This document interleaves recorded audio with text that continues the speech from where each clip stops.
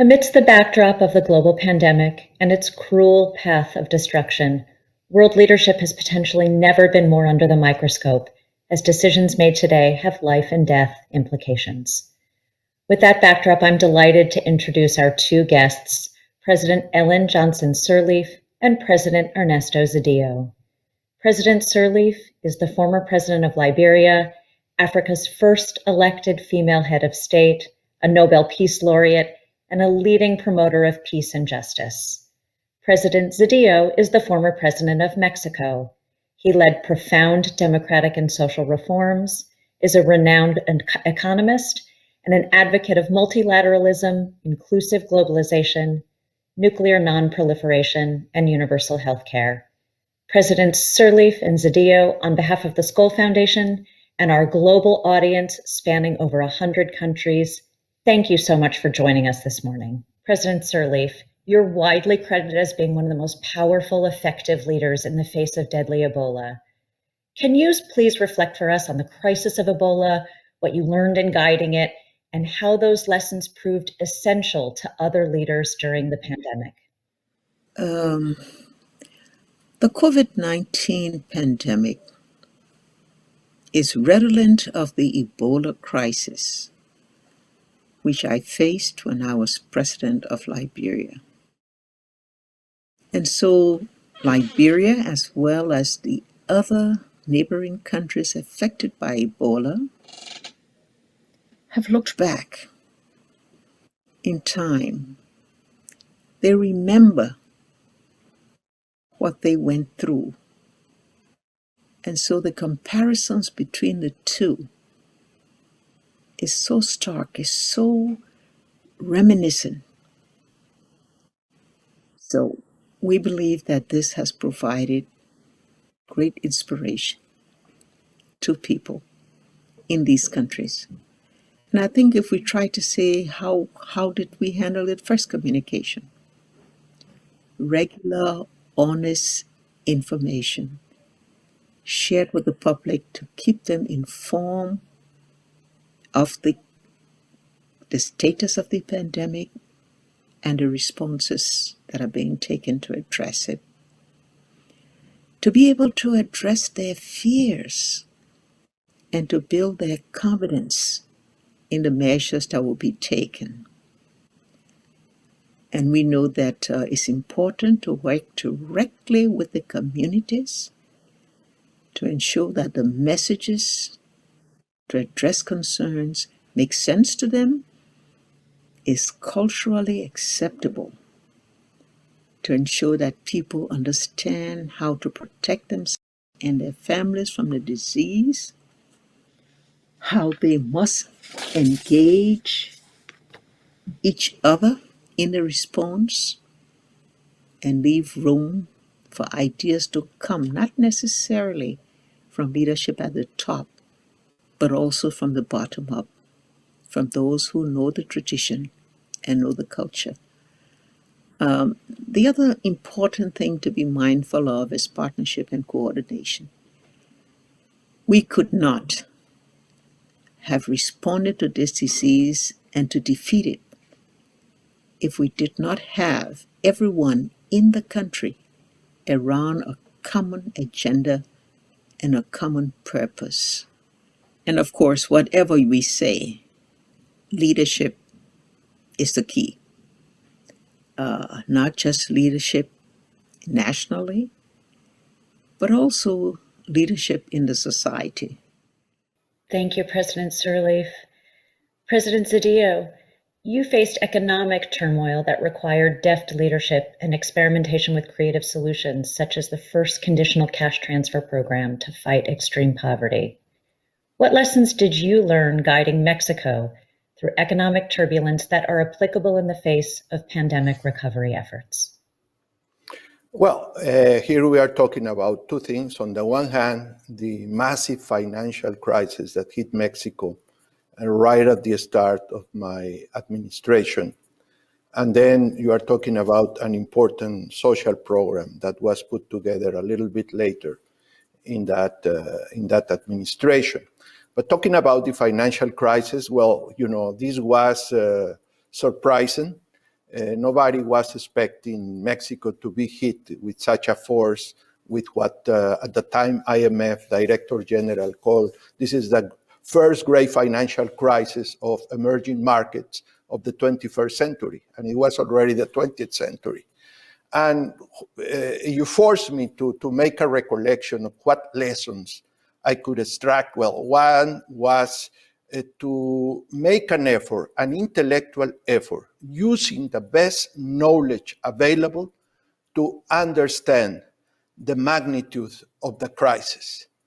The second point, to recognize that very difficult decisions have to be taken.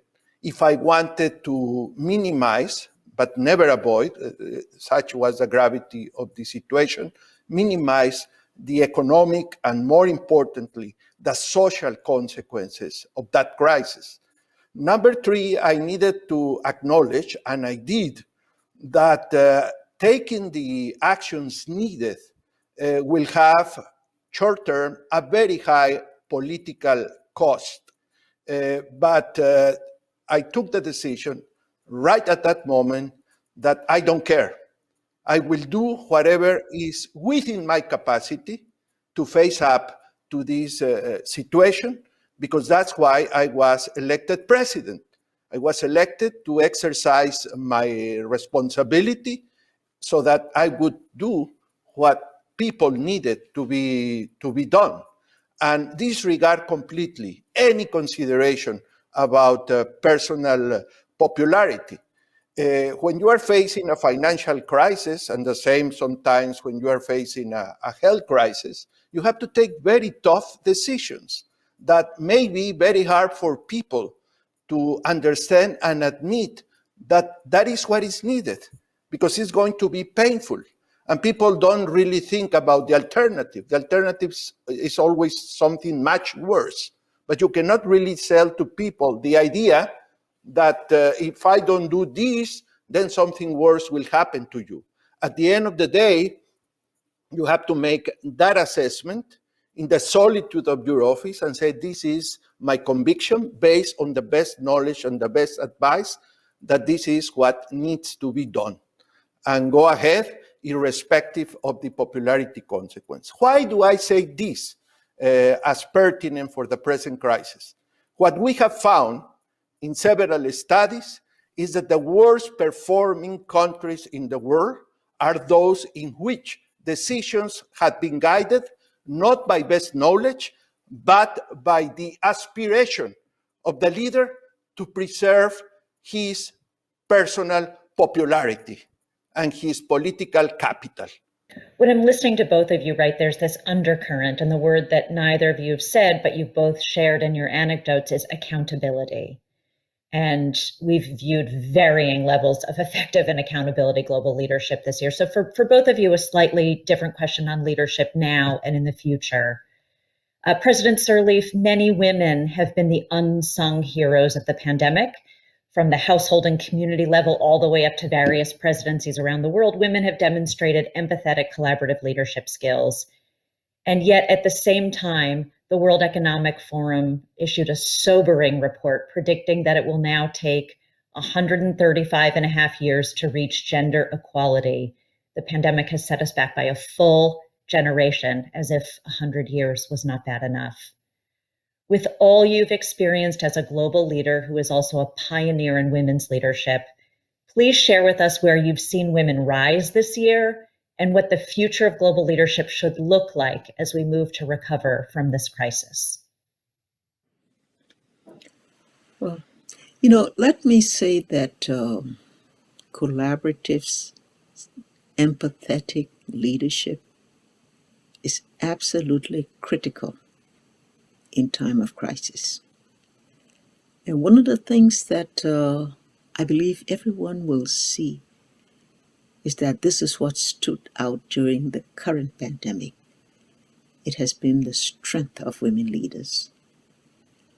Women understand all too well what is meant to be excluded from decision-making processes. And when women are in charge, you often see a more inclusive approach as they seek to engage across the spectrum of the society. We cannot continue not to recognize their value and their contribution to society in all aspects of endeavor. We hope that as we go forward, we will not have to wait another 100 years to see women rise in leadership in all levels in society. Thank you, President Sirleaf. President Zedillo, you've been a vocal champion for strong, accountable, multilateral institutions your entire career. In fact, you once said inclusive globalization is needed not only for the weak, but also by the strong, not only to defeat polarization, but also to alleviate old and new resentments that threaten the security of our world. When you assess the tremendous costs we've paid globally, human life, suffering, economic devastation, and to your point before, deepened political polarization, what do crises like these reveal to you about the need for collaborative global leadership? Well, first of all, it reveals that many people who have had responsibility to deal with this crisis forgot dramatically the lessons provided by history. It took two terrible human tragedies in the 20th century, the two great wars, for nations to start building seriously a multilateral system and to rebuild globalization in a way in which it would be not just for a few countries available, but for a larger group of countries that have leveraged economic interdependence to advance their development purposes. And I think that was an enormous achievement, great achievement of the second half of the 20th century. So it was a very fresh lesson.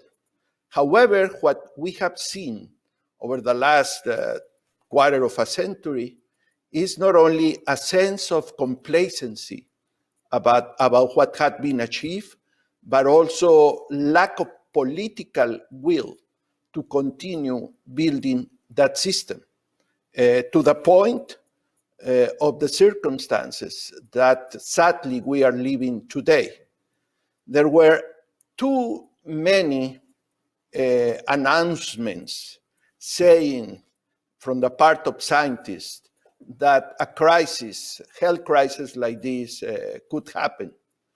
And specialist leaders were saying, if we want to deal, prevent, prepare, or deal in practice with a pandemic, we need to put in place extraordinary mechanisms of international cooperation. In fact, there was in principle a multilateral and institutional framework to prevent or to deal with this circumstance. However, what we see is, number one, that what countries or governments committed to do to prevent or prepare for a pandemic was not really done. Number two, that countries who had already in the past built significant preparation to deal with a situation like this simply decided, because of particular political circumstances, not to go about applying those blueprints for which they had prepared. So as a consequence, and also very importantly, countries had committed in several fora to pursue as an objective, certainly of progressive realization, universal health care, which would mean that they would have the basic infrastructure to deal with a situation like this in a much better way than it has happened. I think we have to remind countries that they have a commitment to pursue universal health coverage and that they should live up to that commitment. So I hope that once we have had the tragedy, and I wish we never had, at least to this dimension, the tragedy, we are going to use it to do much better. in the future. Thank you. I'm going to close with one last question, because what I'm struck by listening to both of you is that you continue to emanate a sense of hopefulness and optimism, even to your roles on the IPPPR, right? You're applying your leadership to think about a future that can be better than where we are now. So as we have to conclude our time together, which I regret because this is an amazing opportunity to listen to both of you, perhaps you could each share what gives you the most hope today. And to our audience of global leaders listening in this morning, what is your advice for them? President Sirleaf, would you like to go first? Let me start off with the independent panel. The panel is charged with reviewing the spread actions responsive to COVID-19 pandemic, distilling lessons, making evidence-based recommendations. And those recommendations should result in first ensuring that an outbreak never again becomes a pandemic, that if it is not possible, we cannot let a pandemic result in the same health and socioeconomic crisis we have seen over the last year. I think the hope of this panel is that we'll see the global architecture changed, refixed to address the inequities that have been exposed, that we will see a world in which at national systems, regional systems, linked to the global system, there's better interconnectivity, there's better communication, there's more technologically driven decision making and whatnot. This is what the hope we have from a panel that has spent the past several months building on the past experiences, reviewing what has happened in this present COVID-19, trying to understand its impact economically, socially, politically, and ensuring that those bold recommendations will make proposals for changes in the future that will reflect a better, more equitable world. Thank you. President Zedillo, same question to you. What is giving you hope and your advice to our audience? Well, certainly, as I mentioned before, there are very remarkable examples of the negative that bad leadership, bad behavior can cause in terms of human pain in this pandemic. But it is for me much more important the positive lessons. And the positive lessons, I think, come from those countries, from those societies, from those organizations, certainly from health workers, nurses, doctors, all kinds of people that have helped others to deal with this situation. So I hope that indeed we say, okay, this is what was done wrong, but also we should be able to say this is what was done right, but not just to be pleased about it, but to say from that positive experience, this is what we have learned for the future. And I think it's a lot of things that we can learn for the future.